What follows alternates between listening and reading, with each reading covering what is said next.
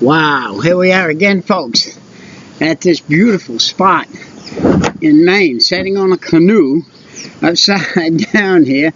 They keep it from getting away from here, and we're always in the eyes of the Lord. Let's remember that. Do you know, human beings, God made it to where we could entertain our physical bodies, but to entertain our physical soul, and the soul that's connected to God, the soul that belongs to God, we must stay in His book. His book is the roadmap for spiritual life. We got to where we are today right here in the state of Maine by using our GPS and punching in the roadmap of how to get here to this lake. And we got here. And as we got here, we pulled up and said, we're at our destination. The question is, I would say to you, this day, are you at your spiritual destination that you're supposed to be for today? This Bible is the roadmap. And if you want to get to the spiritual destination where you're supposed to be today, you got to get in this Word. You say, Brother Peter, but here you are, you're on vacation, you don't have a worry. Yeah, well, let me tell you what, money runs out. Money runs out, and that's a concern. You must be careful there, and how you walk, and that's the way with your spiritual life. Your peace will run out if you stay out of the book. You got to get in His book in order for peace to reign. Let's look at verse 9 in chapter 116 of Psalms. I will walk before the Lord in the land of the living.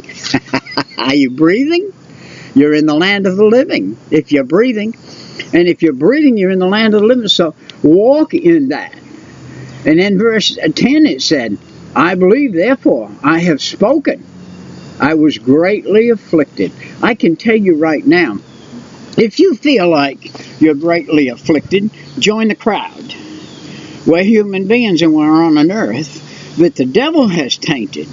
And he wants to greatly afflict the souls, especially the souls of God that have said, Lord Jesus, I am a sinner, come in my heart and save my soul. He wants to afflict them. And He does. He afflicts everything that He can. And He goes on and does that. Let's look at verse 10. I believe, therefore, I have spoken. I was greatly afflicted. Verse 11. And I said in my haste, all men are liars. Be careful how hasty we are, but when you look in the mirror, you can say this to yourself. All men are liars.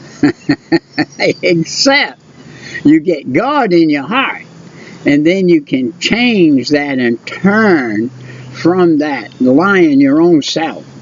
What shall I render unto the Lord for all His benefits toward me? Here I was, a lying, cheating, no good man, and God now has put all of His benefits toward me. I will take the cup of salvation and call upon the name of the Lord. When I took that cup of salvation, I never drank from that liquor bottle again.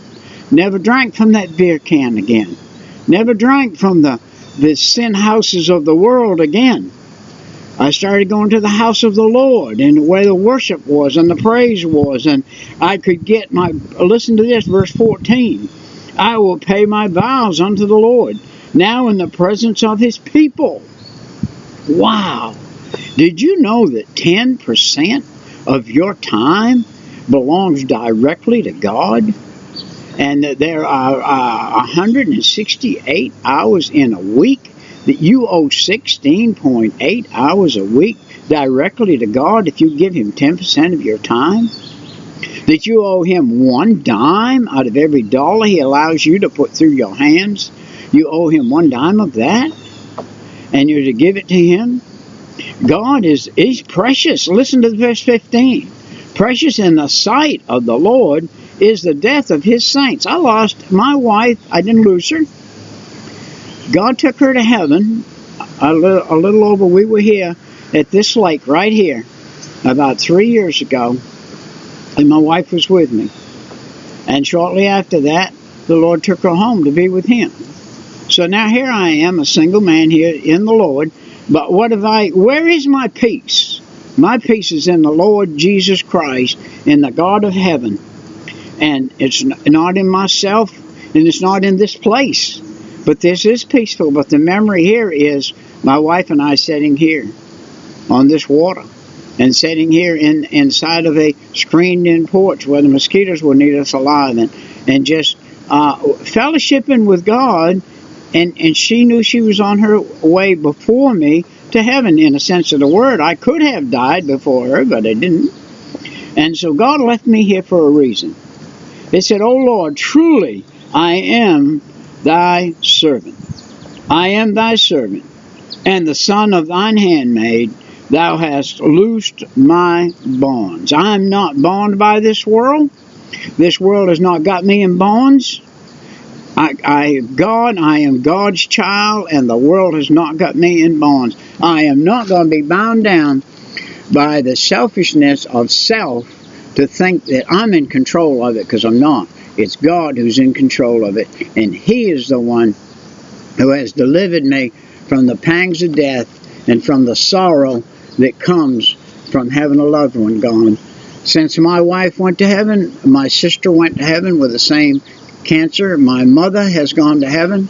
My father has gone to heaven. Many people around me in the last few years have left out of here. But the majority of all the people that I know that left here didn't go down to hell.